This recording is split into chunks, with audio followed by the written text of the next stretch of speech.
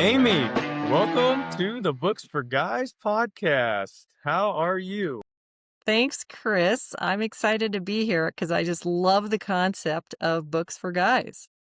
Well, thank you. I'm excited to have you on and talk more about your just your career and what you do because you've been working with authors and been writing for a very long time. And just your knowledge of books and the process. I'm excited to talk with you more about it. As you and I, we got to connect and meet a few weeks ago. And Yeah. I love your positive energy and just what you're all about. So I'm just really excited and thankful that you joined us today on the Books for Guys podcast. So thank you. Yeah. Thank you, Chris. I love that you started in gratitude because that's one of my top values. So yeah, and I really am thankful to you for asking me to be on because I really do believe in your mission. And I was just thinking this morning, I am so excited to see the tables turned a little bit because I know a lot of guys have come up to me and said, "Hey, I found your book on my wife's nightstand."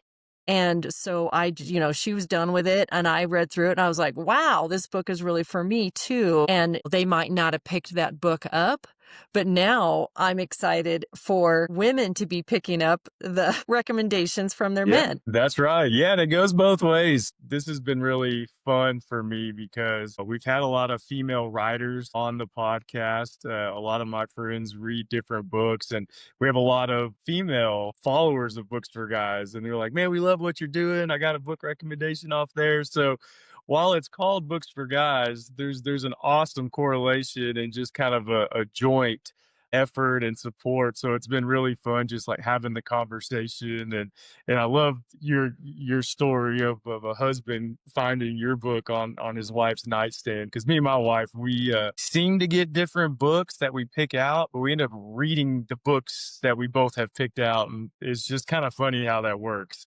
Yeah.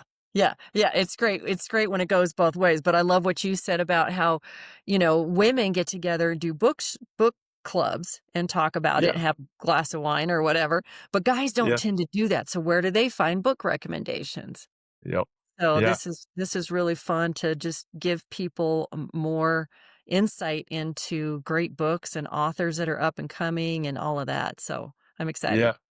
Yeah. Well, thank you for the kind words and encouragement. But no, let's talk a little bit about your background because it's very interesting. And you talked about gratitude. So you wrote the book, The Gratitude Connection, which I have that word means a lot to me because I don't know, I just believe in positivity and gratitude. And I love talking with people about that just because of you can see the impact and the way people are and just the positive energy that people have when when those words are discussed. And so, but tell a little bit about your background and your story and kind of how I don't know, your passion for writing and working with authors and leaders to create their story. How did you get into that? Yeah. Well, so honestly, I have been a self-help junkie since I was a kid. I started borrowing my mom's books, Wayne Dyer books way back in the day. I don't even want to say how far, but I would pick up these books and I'd be like, there's a different way to think about things. There's another way to see the world, and it just opened up my world so much because I was a big fiction reader too and always thought I might write the great American novel someday. But Yeah. so I found a way to make a living as a writer. I was a technical and science and health writer for a long time. That was one of my several careers, but I Yeah. really loved that and it was really fun. But I was always writing from someone else's perspective. Right? Hmm. Like I was always writing with somebody else's voice. I was training people, I was teaching, I was documenting things that weren't my heart things, right? So it was really fun when I Yeah. ended up writing my first nonfiction book, which is called The Gratitude Connection. Show it on the video here. The Yeah. Gratitude Connection. The subtitle is Embrace Yeah. the Positive Power of Thanks. Because I found that's what really worked for me, but I had to find my voice for writing. And it was kind of a process because I was used to writing in such a different way, not from my heart, not from my own perspective. So I had to even figure out what that was, you know? So, Yeah. yeah, so I wrote my first book and then, got a lot of positive feedback for that, and then people started coming to me and saying, "Hey, can you seem to have figured this out? Can you help me get going? Can you help me figure out all the details of finding my own voice as well as all the publishing ins and outs and what's the best path for me and all of that kind of stuff." So that became my real passion, was to help people get their stories out of their head and heart and onto the page, because if you've never done it before, it can be a daunting process, and it in itself is a personal development journey. I've Yeah. even had authors tell me it was a spiritual journey, Yeah. spiritual adventure to write my own book, and be vulnerable to put it out there. Yeah. No, it's interesting. And you kind of answered one of my questions. I was going to ask just kind of like how you got interested in certain books. You were saying your mom had books, and I'm always curious because some people, they just, they don't like reading at a young age. They kind of pick it up later. But there Yeah, are some people where there was an influence, they read a book they were interested in. Sounds like you read books that you were interested in. So it kind of happened at an early age that kind of sparked, and you took off with it, which is really awesome. And yeah, you're not lying. There's such a big difference. We say reading and writing in the same sentence all the time, but definitely different when you go to sit down and write something that you're trying to, I guess, publish and put out there. right. I have not written a book, and so I don't know exactly how it is. I've kind of dabbled, and I'm sitting there, kind of with not the fear, but I can see where how challenging that is for people who just don't do that. Um, and so I see where you have the passion and bring the value to help people get what they're thinking on the pages and to publish a good story or book. And so I just find that so intriguing and interesting because it's like a coach. You gotta have help when you're wanting to get something done, and it sounds Right. like you're coaching these folks up on how to do it the right way and be their best at it.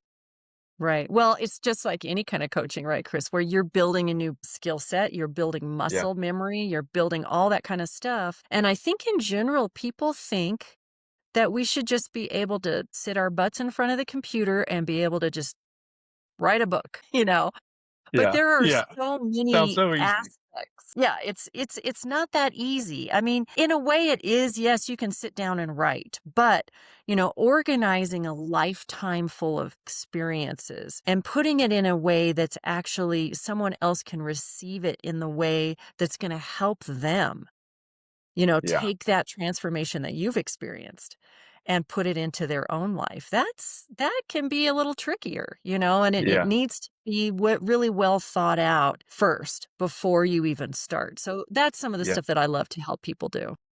Yeah.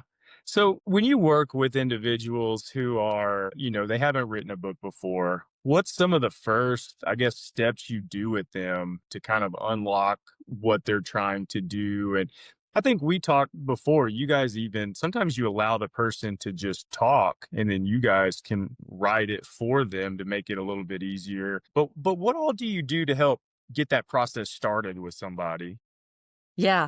So some people, like you mentioned, are real writers, and other people just aren't. They think more on their feet. They're much more eloquent and comfortable speaking their book. So we have a program for either one of those kinds of folks, right? But the beginning part is the same for either one. And that is, a lot of people have been carrying a book idea around with them for a long time. 10 or more Hmm. years in some cases, right? Wow. Or maybe it's a fresh idea and it's just like they're on fire about it, but they don't really Yeah. know how to get going. So either way, the process is clarity.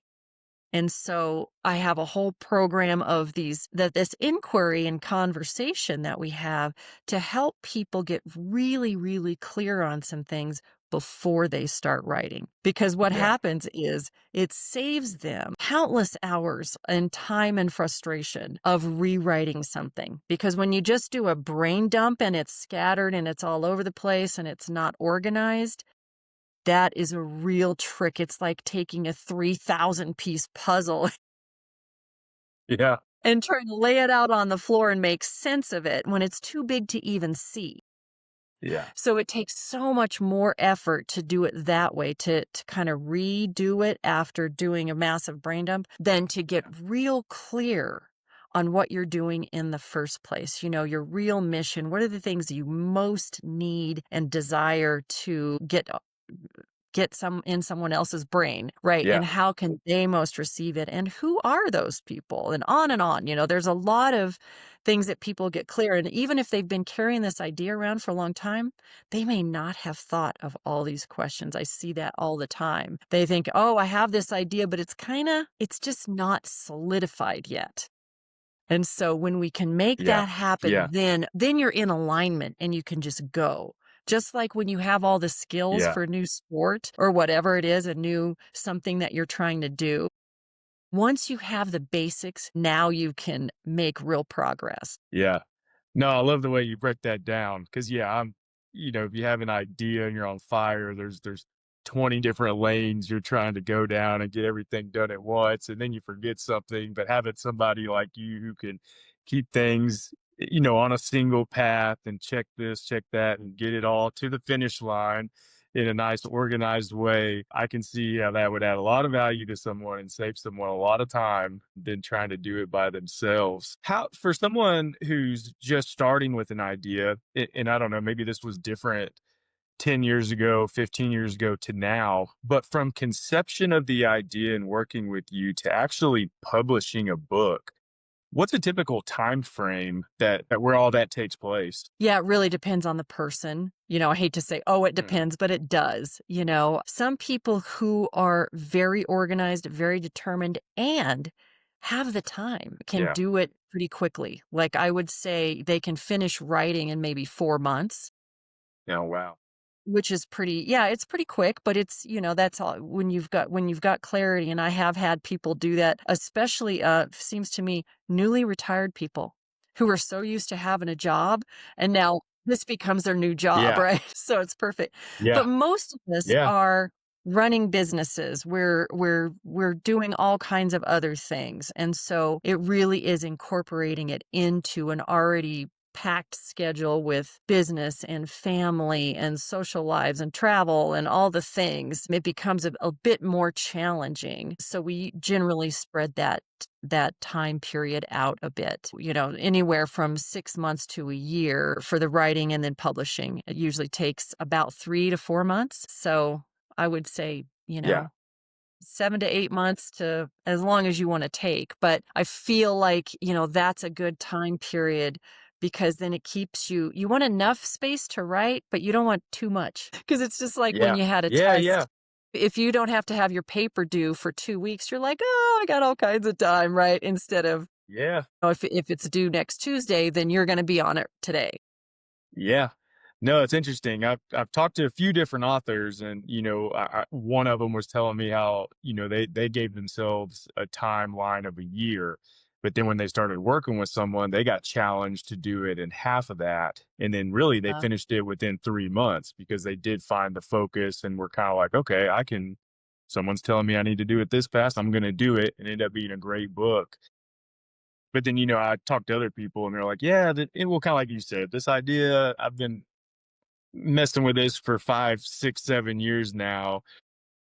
And again, probably they're trying to do it on their own, not working with someone like yourself. So I could see where it's taken them a long time. But it's just interesting. I'm always interested in like from where the conception of their thoughts to the book actually being put out, what that whole process looks like. Because it does seem to be different for everyone. Yeah, it really is. It's such a unique thing because it's your life, your experience, your transformation that you're writing about. So, and it just depends on your lifestyle too. How much Yeah. time and how much you want to devote to it, honestly.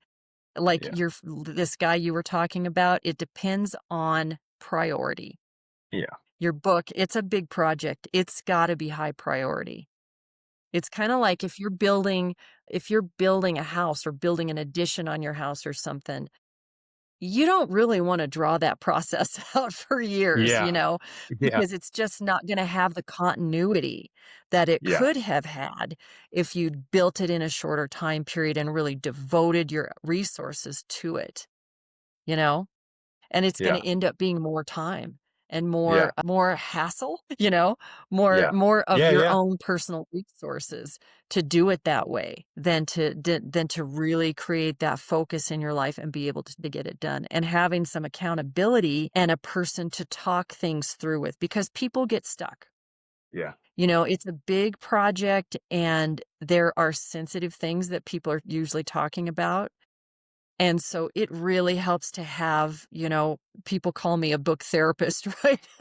I'm not a Yeah. licensed therapist, but you need to talk these things out. Do I tell this story? Do I go this direction? And those kinds of things. And that clarity at the beginning gives you a lot, I call decision filters. So Yeah. when you're stuck and you're like, oh, I don't know if I should go this direction or that direction, you can run it through your filters and say, does it fit my mission and my vision? Does it absolutely help the people I most want to help? And does it Yeah.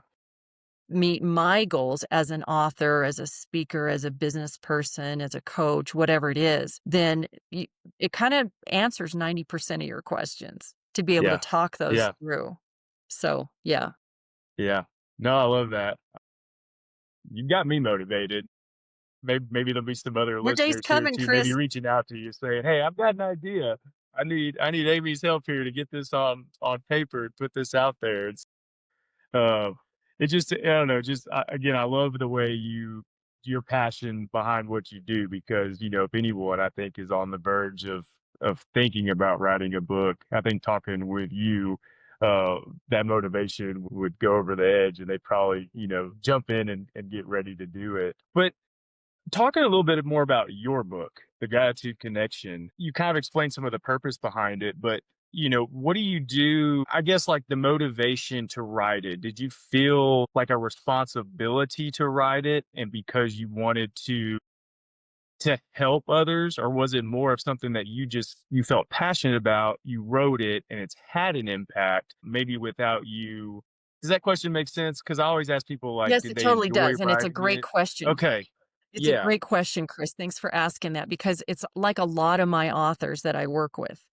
They are compelled to do it. In other words, they Mhm. feel like, I'll just talk for myself. I Yeah. felt like I was doing a disservice if I didn't write this book and get it out there, because the things that I had found that worked for me worked so well and changed my life so much that I Yeah. felt like, and I was actually working as a life coach at the time. So I was using these techniques with people and finding out they were making a massive impact on people's lives. And I thought, I can't not write this book. I have to write this book. So yeah, I was really on fire, and that was very motivating. Again, it's like I was kind of dabbling for a while until I felt that fire, and then it came together very quickly. No, that's that yeah, it's exactly what I was asking. I think and I really I don't feel like I've talked to a lot of people who have they feel the responsibility to write, but also the passion for writing.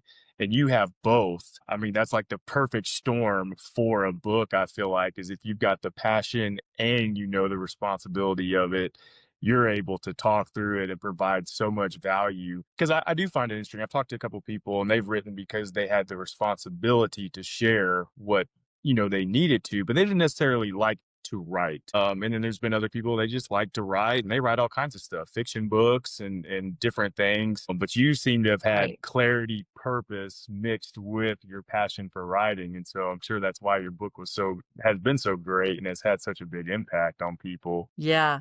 Yeah, I wanna give you an example of the other side of it, though, too. So, there's a wonderful book I helped a guy with here in Denver, where I'm from. Barry Gotcha. Overton wrote this book called Ignite Your Greatness: The Secret to Lighting the Yeah, Fire Within. And he is a really passionate, motivational speaker. He's super eloquent, can just think on his feet, really processes verbally much more easily than sitting down at a keyboard, right? Because a lot of people kind of like that panic staring at a blank page. But when we have an outline, we've created an outline for you, then he would take his outline and speak. We would use our time together to really think out what he wanted to talk about and just yeah, tell the stories and do all those things.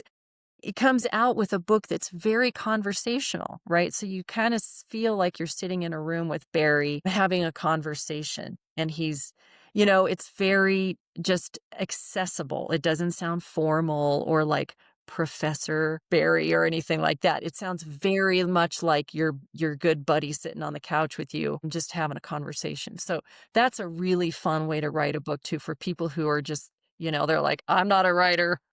Yeah. And that's a Let me lot just of talk it out. not everybody has a gift or talent for writing. Yeah. No, that's awesome. That's awesome that you do that with someone like Barry. Um, do you plan to write more books in the future? Do you have plans to do so? Yeah, so I wrote my second book last year.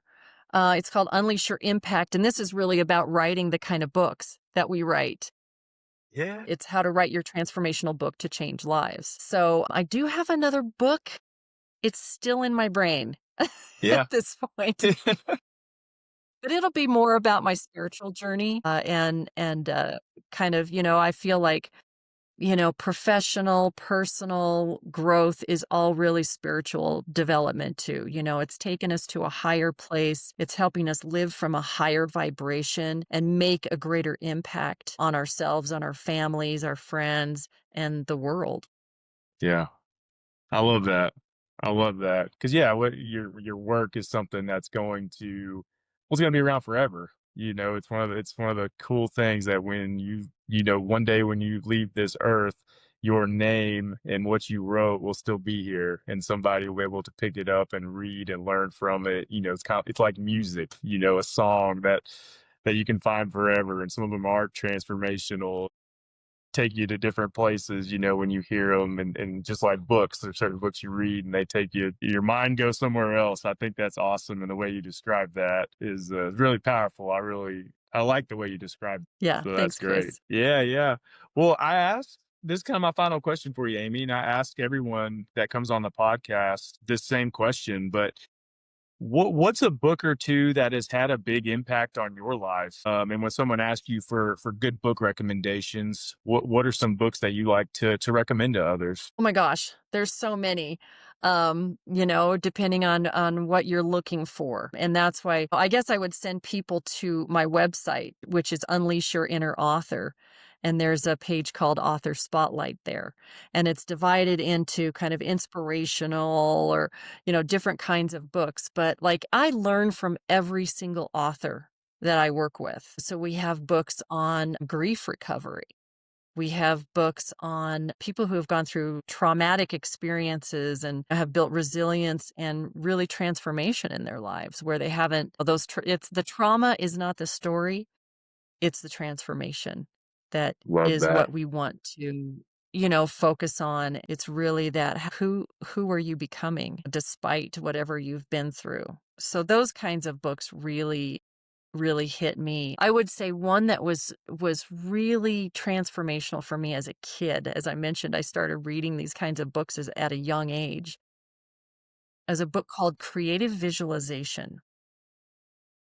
And it was pretty out there for me, out of my experience, and it made me realize, "Oh my gosh, I'm not the only weirdo out here who has these crazy thoughts," that I wasn't hearing from anybody else. Another really great one, especially if you're interested in any kind of creative endeavor, whether it's writing or speaking or art or photography or whatever, is a book called The Artist's Way by Okay. Julia Cameron.